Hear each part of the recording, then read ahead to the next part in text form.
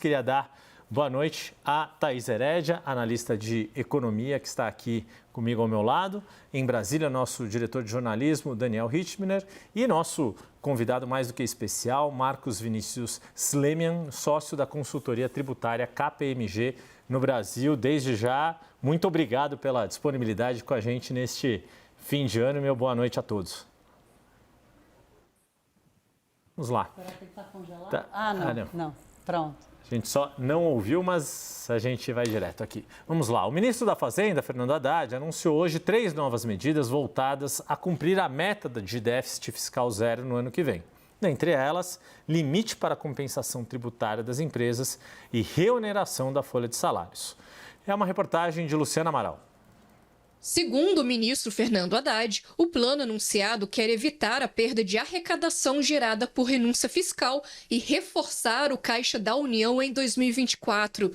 As 3 propostas farão parte de uma medida provisória a ser publicada ainda neste ano. Essas medidas que estão sendo tomadas, elas, de certa maneira, elas estão repondo o que nós perderíamos se elas não fossem tomadas. Elas não melhoram o resultado primário projetado. Elas simplesmente substituem perda de arrecadação. Uma das medidas vai limitar a compensação tributária feita por empresas por meio de decisões judiciais. A Fazenda prevê ainda uma alteração na lei que oferece benefícios para empresas aéreas e ligadas ao entretenimento. Eu entendo que essas medidas vão na direção correta. Primeiro, da justiça tributária. Nós estamos buscando sanear os problemas de orçamento por meio da justiça. De novo, 6% do PIB de gasto tributário. Triplicou o gasto tributário como proporção do PIB no país.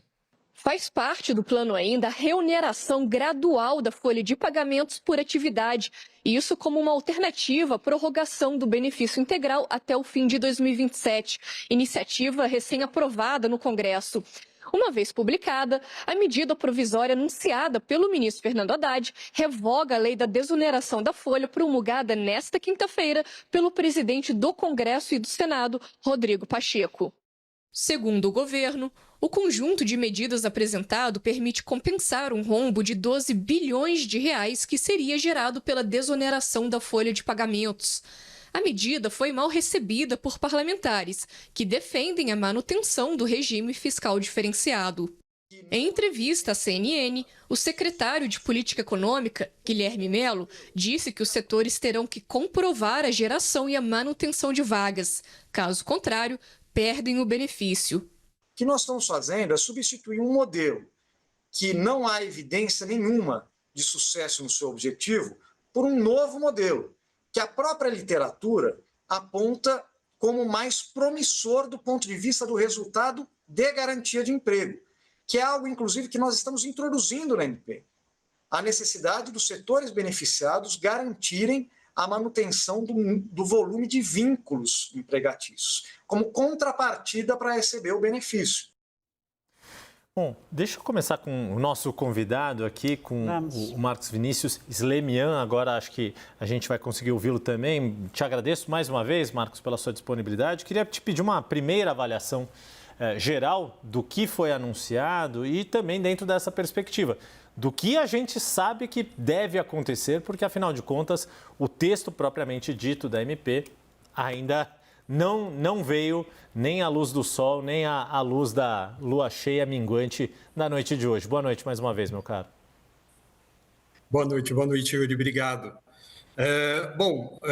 Creio que a gente tem aí 3 temas, né, sendo abordados aí quase que no último dia útil do ano, né? Uma certa surpresa que a gente teve pelo governo. Vamos aqui, então, a gente está tentando ali ajustar ainda a conexão. Então, Thaís Herédia, vou contigo aqui, então pedir para você uma primeira avaliação para depois a gente retomar o contato com o Marcos. Eu acho que a primeira parte é sobre a forma, né? A forma de fazer. É óbvio que o ministro da Fazenda estava encurralado pelo calendário Ele não podia deixar passar, virar o ano, sem ter uma medida válida na mão, que é o caso de uma medida provisória, que tem força de lei. Então, ele foi empurrado pelo calendário, empurrado pelas derrotas que o governo sofreu, com a derrubada dos vetos, com a mudança de projetos importantes que garantiriam a arrecadação do ano que vem. Então, esse conjunto, esse rol aí da conjuntura do final do ano, empurrou o Haddad para aparecer nesses últimos minutos, é o último dia útil do ano, com uma série de medidas extremamente complexas, com surpresas, por exemplo, como a obrigação de manter o emprego, né? Se quiser manter o benefício da reoneração da folha de pagamento, ou essa outra medida das compensações tributárias, que acho que esse é um ponto importante para a gente explorar com o Marco Vinícius, o quanto isso vai impactar o planejamento financeiro de caixa das empresas, né? Quer dizer, a velha insegurança jurídica que isso causa. Então, a discussão sobre o mérito, né? Que foi um ponto muito ressaltado pelo Haddad, o mérito das questões. Então, primeiro, foi no governo passado, não foi no meu. Eu já cheguei com uma piora muito grande dos gastos tributários. A arrecadação caiu muito por causa do Banco Central, da alta dos juros. Então, assim, independentemente do mérito dessa pauta da justiça tributária, como você chamou a atenção aqui na abertura do WW, a forma faz toda a diferença. Né? E mesmo que se busque uma justiça tributária, a adesão e a compreensão do setor privado e do contribuinte é elemento-chave para esse negócio dar certo. Né? E gerando mais ruído do que entendimento, a coisa começa já com o pé trocado. Acho que pegar a palavra que você colocou, Thaís, para pedir para o Daniel Rittner se juntar de fato e de direito a nós, que é justamente o ruído que a forma que as medidas foram anunciadas provocaram aí em Brasília, no Brasil como um todo, né, pelos setores mais variados aí, econômicos atingidos por essas medidas terem se manifestado, mas principalmente no âmbito político, Rittner. E o quanto, na sua avaliação, já adiantando um segundo ponto, eu concordo com a Thaís que o ministro tentou passar uma mensagem de republicanismo nas medidas, no mérito das medidas, de sempre fazer o destaque de que está buscando fazer o que é justo, fazer o que considera mais correto para o interesse coletivo. Só que a forma também é uma variável importante para isso e, convenhamos, de boas intenções o inferno está cheio. A gente sabe que não basta ser republicano para se ter êxito político. O êxito político é uma boa política pública ser implementada e convencer os atores políticos a aderirem a essa ideia. Yuri, fato que as medidas anunciadas pelo ministro Fernando Haddad desceram quadradas ali no Congresso Nacional. A gente não ouviu nenhuma voz defendendo e a rejeição às medidas, todas as críticas que foram ouvidas ao longo do dia não partiram de oposicionistas carimbados, de bolsonaristas, por assim dizer. Partiram principalmente de parlamentares, de figuras do Congresso, seja na Câmara, seja no Senado, que muitas vezes têm votado com o governo em medidas econômicas. Fazem parte, a rigor, da base aliada ou da base expandida. A gente ouviu críticas de Efraim Filho, autor do projeto de lei da desoneração no Senado, que pertence à União Brasil. A gente ouviu críticas de Ângelo Coronel, relator da mesma medida no Senado do PSD. A gente ouviu críticas de Anne Ortiz, do Cidadania, que foi relatora na Câmara. A gente ouviu, teve uma nota pública de crítica da Frente Parlamentar do Empreendedorismo, que tem 252 senadores e deputados. Então, houve uma indigestão muito grande do parlamento quanto à forma, sem falar no conteúdo. Agora, se a gente for recuar um passinho atrás, antes de chegar no mérito, a gente estava falando da forma, eu daria até um passo atrás para colocar um quadro geral. E o quadro geral independentemente da gente gostar ou não da medida, tem muitos economistas que criticam o mecanismo atual da desoneração da folha. Agora, o que as empresas precisam em qualquer economia do mundo é de o mínimo de previsibilidade. Ninguém gosta de insegurança. E se a gente for pensar que estamos no dia 28 de dezembro, a 4 dias de começar um novo ano, as empresas já estão com a sua folha de pagamento prevista, fechada para janeiro, e qualquer empresa séria já aprovou o seu orçamento, já fez o seu planejamento, inclusive tributário, para todo o ano de 2024, o que se tem é, uma semana antes de esse planejamento começar a ser executado, você tem surpresas. Surpresas porque ninguém sabe o que vai valer para a desoneração da folha e foi pego de surpresa com uma medida que limita muito as compensações tributárias, ou seja, uma empresa que tem, digamos, 100 milhões de dívidas para pagar à União, mas 100 milhões a receber, ela não vai mais poder compensar uma coisa por outra. A União está limitando o que ela compensaria as empresas a 30% do valor total por ano e parcela o restante pelos próximos 5.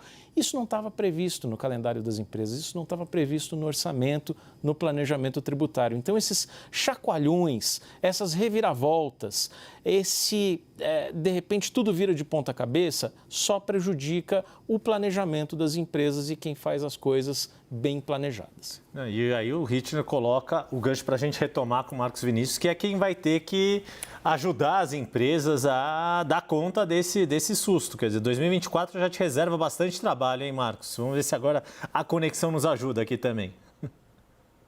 Obrigado, Yuri. Desculpa aí pelo problema de conexão. Não, sem dúvida. Acho que o Daniel fez uma ótima reflexão sobre as medidas, né, que vieram aí praticamente quase que no último dia útil do ano, uma certa surpresa para todo mundo. A questão da desoneração da folha é um tema que a gente sabia que o governo não tinha aceitado a derrota, né, no Congresso com a queda do veto e que alguma coisa podia vir, inclusive uma possibilidade de judicializar o tema, né, discutir aí a constitucionalidade desse veto ou não. Então, esse era algo que poderia acontecer, mas a mudança no PERSE, que impacta diretamente ali o setor de eventos, e mais importante, essa questão da limitação da compensação dos créditos tributários, foi uma surpresa bastante grande, né? E como o Daniel comentou, eu acho que isso traz uma imprevisibilidade para as empresas, né? É a chamada segurança jurídica que a gente comenta, que você acaba não tendo no Brasil, né? E as empresas tendo agora praticamente aí nos minutos de acréscimos do jogo, tendo que rever um planejamento orçamentário, um planejamento de fluxo de caixa, já para valer a partir de 1º de janeiro, imediatamente, né? Então, realmente, uma mudança, um anúncio e uma mudança que pegou todo mundo aí de surpresa, né? Marcos, a gente conversou mais cedo, o Marcos me disse uma coisa que me chamou muita atenção, que ele disse, essa história da compensação tributária, ela acende um alerta pelo seguinte, o ministro da Fazenda, ele disse, olha, tem empresa que não paga imposto há não sei quantos anos e tal, né? Multinacionais. Exato. E, claro, a gente sabe como as empresas funcionam em qualquer lugar do mundo, e no Brasil, que tem o pior sistema tributário do planeta, o planejamento tributário é peça-chave, inclusive, do negócio, né? A gente pode discutir aí juízo de valor, mas no final é isso que acontece.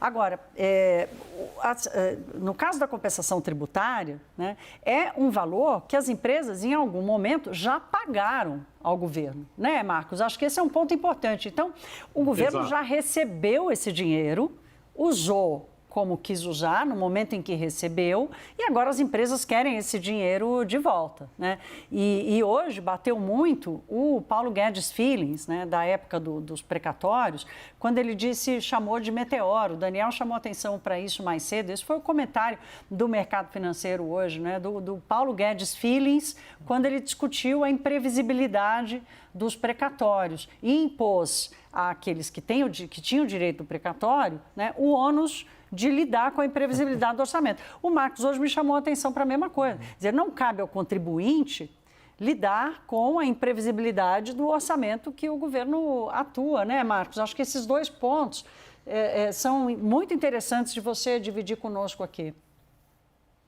Perfeitamente, Thaís. É isso mesmo, né? Primeiro que, sem dúvida, né, as empresas buscam ali otimizar a sua carga tributária da melhor forma possível e dentro de uma legalidade. Mas o que a gente está falando aqui, quando a gente fala da compensação desses créditos tributários, não é planejamento tributário.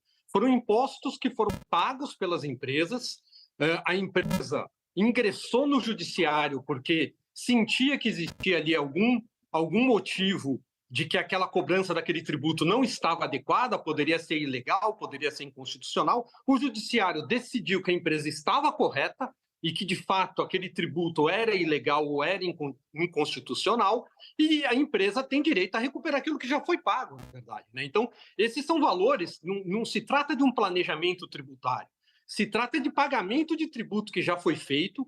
O governo já teve acesso a esse caixa, pode se discutir se foi o governo atual, se foram governos anteriores, isso não vem ao caso, o contribuinte pagou esse tributo e o judiciário reconheceu que aquele pagamento era indevido e, portanto, é um direito líquido e certo que o contribuinte tem de utilizar esses créditos. E é importante dizer que, na verdade, o instrumento da compensação desses créditos com os tributos futuros, ele só existe porque o governo não devolve esse dinheiro efetivamente como restituição no momento que a causa judicial é definida. Se quando o judiciário definisse sobre um determinado tema a favor do contribuinte, o governo fizesse a restituição dos valores, não se falaria de compensação. Mas como essa restituição não acontece, existe o Instituto da Compensação para que as empresas possam recuperar este direito líquido e certo definido pelo judiciário. Então, é importante a gente deixar claro isso, né? Não é um planejamento tributário que as empresas estão tendo uma vantagem sobre alguma forma de interpretação do sistema brasileiro. É meramente recuperar aquilo que já foi efetivamente pago, né? Então, esse é o primeiro ponto que é bastante importante. E o segundo ponto, muito relevante quando a gente fala dessa questão da compensação dos tributos, efetivamente o ministro até fez ali durante a coletiva, ele fez uma comparação com a compensação de prejuízos fiscais. Mas são coisas bastante distintas, né? A compensação de prejuízo fiscal, na verdade, são prejuízos que a empresa utilizou, onde a legislação permite que você utilize aquilo no futuro, e o próprio judiciário já definiu que isso, na verdade, é uma espécie de um benefício fiscal. Aqui não. Aqui a gente está falando de um direito líquido e certo, definido pelo judiciário, que a empresa gostaria de utilizar. E essa limitação, ela pode colocar uma pressão muito grande no caixa das empresas, né? Porque quando você tem um tributo que já foi pago e que agora você tem direito a recuperar, você já projeta seu caixa dizendo, olha, eu tenho um tributo para recolher no mês de janeiro e eu vou utilizar aquele crédito para não ter que pagar, né? E isso agora não vai acontecer. A empresa vai poder compensar só um pedaço desse tributo devido em janeiro e vai ter que recolher a diferença. Isso tem um impacto muito significativo no caixa das empresas e pode até gerar algum tipo de judicialização. Essa norma ela pode levar esse debate para o judiciário, sim, porque ela afronta aí alguns princípios do direito adquirido.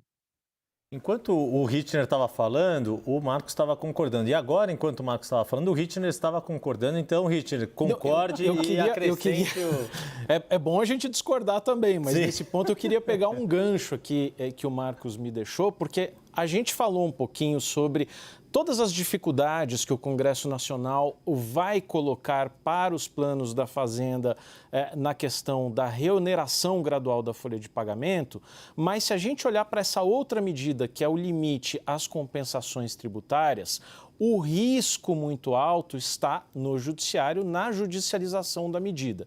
Hoje, mais cedo, conversando com o Luiz Gustavo Bichara, que é um dos principais tributaristas do país, ele alertava muito sobre esse risco, que ele considera altíssimo, de judicialização da medida, e, no entendimento dele, inclusive, uma possibilidade muito grande de que os tribunais deem razão às empresas que contestarem o governo nessa medida. Por quê? Ele chama essas compensações, esse limite às compensações tributárias que foi anunciado hoje, como ele chama de um truque velho.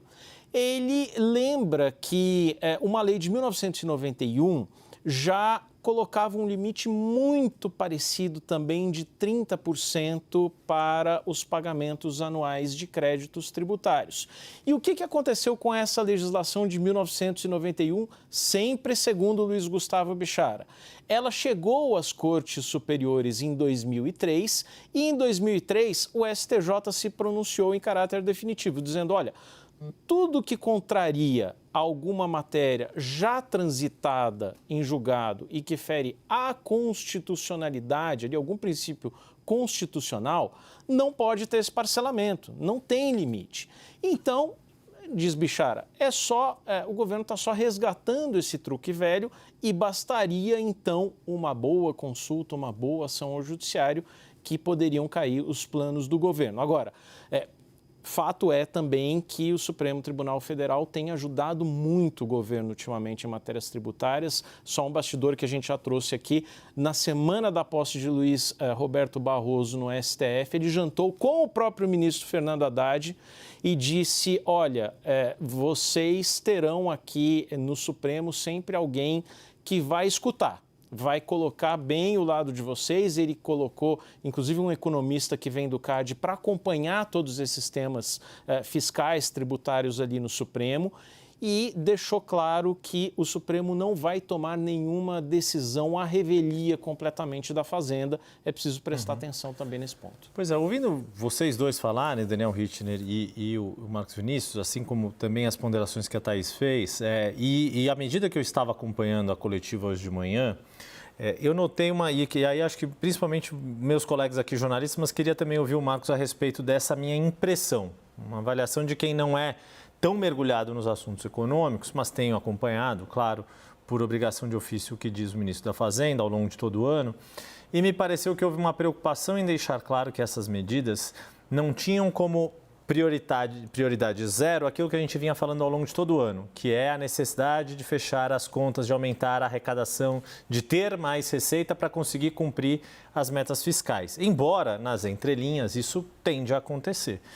Mas me pareceu que houve muito essa preocupação de uma nova forma de gerir as contas públicas. Muito, a gente viu tanto nessa entrevista do secretário Guilherme Mello aqui para a CNN, mas na própria coletiva, ele, o ministro Haddad, o secretário da Receita, Robson Barreirinhas, falando muito nesse ponto da justiça tributária, no que seria mais republicano, ou de rever políticas públicas com base em evidências, que eu que tenho uma trajetória também de estudo na administração pública, é um termo que me soa bem. Mas a grande questão, eu queria um pouco de avaliação de vocês, se houve uma preocupação de falar, olha, não estamos aqui só para arrecadar, não somos aquele leão com um apetite voraz, mesmo na 1ª hora do ano de 2023. Queremos dar um ar mais republicano para a gestão das contas públicas. Convenceu algum de vocês se a mensagem, a intenção foi essa? Vou pegar a bola aqui primeiro. Eu acho, assim, não é uma questão de convencimento, é uma questão de realidade, né? O Haddad mesmo explicou, ele disse, olha, não vai haver uma melhora do resultado primário, né? E aí o que ele quer dizer com isso é a arrecadação não vai aumentar. O que a gente vai fazer é substituir a arrecadação que a gente perdeu. A arrecadação que a gente perdeu. Qual a arrecadação que a gente perdeu? A da desoneração da folha de pagamento, por exemplo, né? Ou essa arrecadação que vai perder porque a compensação tributária pode ser feita da forma como a empresa quiser. Então, o não querer aumentar a arrecadação é só semântica. Exato. Né? Pois semântica. Você citou o exemplo de que 60 bilhões que o governo estava contando esse ano não vieram por causa da compensação tributária. Não vieram por causa da compensação tributária. Foi a alegação do governo. Então, né? Por isso é o Paulo Guedes Feelings, né? Então, assim, é o Paulo Guedes Feelings, mas é uma coisa assim. Mas eu acho que, no fundo, revela a fragilidade da gestão da coisa pública que estamos hoje no Brasil, né? O Haddad chega num vácuo de regra fiscal do país, né, com uma percepção muito negativa sobre como seria a gestão do Lula 3 nas contas públicas, e ele consegue criar um arcabouço, nós falamos disso aqui ontem, Sim. O próprio governo criou um arcabouço fiscal, lembrando que por um problema que ele mesmo criou.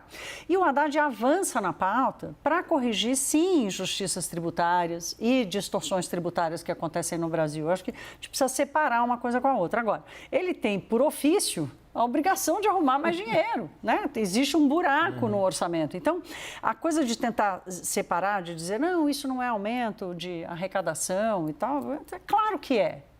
Aliás, é a obrigação dele entregar a meta fiscal que ele mesmo estipulou de 0 no ano que vem. Então, eu acho que respondendo a sua pergunta, depois da análise, eu acho que é uma questão de semântica, que ele está no papel dele, né? O ministro da Fazenda precisa usar a semântica a seu favor, mas que não condiz com a realidade. Marcos. Eu concordo com a Thaís, eu acho que quando a gente olha para essas... Opa, deu uma piscada aqui, então, Daniel... Acho que o Daniel quer falar, aí ele vai e puxa a internet. Ele fica parecendo que eu estou gorando, Marcos. Não sei o que acontece comigo. Deu uma ombrada dele aí aqui no nosso telão, mas pega daí, Rittner, por favor. Não, fato é que, além de todas as dificuldades fiscais que a gente já conhece para 2024, e aí o governo está numa trajetória muito mais de agir pelo lado da receita do que de conter despesas, e aí é bem-vindo você colocar em pauta alguma discussão sobre contenção de despesas, ainda que sejam gastos tributários, não gastos correntes, mas... O que me parece que falta um pouco ainda para 2024 qual é o grande projeto na economia em 2024 ou grande projeto na política também, se a gente quiser estender. A gente tinha clareza para este ano, anos ímpares são sempre mais produtivos, mais profícuos no legislativo, porque não são anos eleitorais, a gente está entrando num ano eleitoral, então os trabalhos ficam muito limitados ao primeiro semestre, precisam ser realmente mais acelerados, mas...